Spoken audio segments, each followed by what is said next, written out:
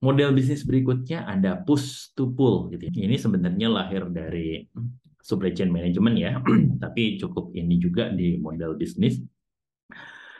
Idenya adalah perusahaan itu mengubah dari yang sebelumnya vendors market gitu ya, yang dimana dia memproduksi barang, menyetok barang, dan kemudian menjual barang, menjadi customers market gitu ya, demand driven selling.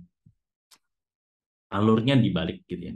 Kalau umumnya adalah vendors gitu ya, yang mendrive gitu ya, dia yang memproduksi, dia yang nyetok, dia yang jual, baru kemudian customernya sudah beli gitu ya, menjadi customer market gitu ya, di mana demand-nya sebenarnya berapa, demand-nya apa yang diinginkan, itulah yang di gather kemudian untuk kemudian diubah menjadi input untuk produksi, push to pull. Kalau push adalah yang vendor market ya, dari vendornya ditarik ke didorong ke demand ke customer. Kalau pull itu adalah dari demand-nya yang ditarik ke produksi gitu ya.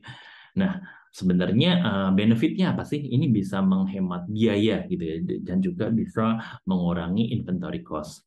Yang paling populer menerapkan sistem ini kalau misalnya di bidang otomotif tentu adalah Toyota ya, dengan Toyota Production System-nya cukup terkenal gitu ya, Toyota Way bunyinya, yaitu dia memproduksi barang seefisien mungkin gitu ya, melalui demand driven production. Kemudian on demand inventory replenishment, just in time, reduce inventory dengan Kanban dan segala macamnya. Proses-proses itu biasanya bisa menghemat biaya dan menurunkan inventory gitu ya.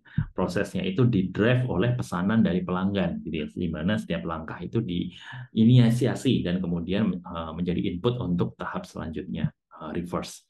Jadi dari pelanggan dulu nih, dia butuh apa, butuh berapa, baru kemudian dicari menjadi input untuk produksi dan penjualannya. Dengan konsep-konsep tadi itu ya, just in time, Kanban, dan segala macamnya. Kemudian di bidang fashion, Zara gitu ya, dia juga menerapkan konsep push and pull gitu ya, di mana Zara itu memproduksi pakaian sesuai dengan latest trend gitu ya, yang ada di dunia. Jadi Zara itu menempatkan desainernya gitu ya, dan juga fashion spesialisnya di banyak lokasi di dunia gitu ya, di beberapa tempat. Nah, dia mengidentifikasi gitu di setiap tempat itu latest fashion trendnya seperti apa.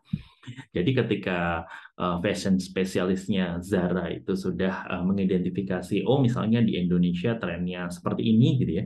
Nah, trennya itulah yang kemudian dibawa gitu ya ke sistem produksinya Zara. Jadi dia kemudian ada desainer yang mendesain sesuai dengan latest fashion trend yang ada di konteks tersebut gitu ya. Kemudian dia memproduksi dan kemudian dipasarkan. Jadi awalnya dari customer dulu, bukan dari Zaranya yang memproduksi sesuatu untuk diterima oleh customer.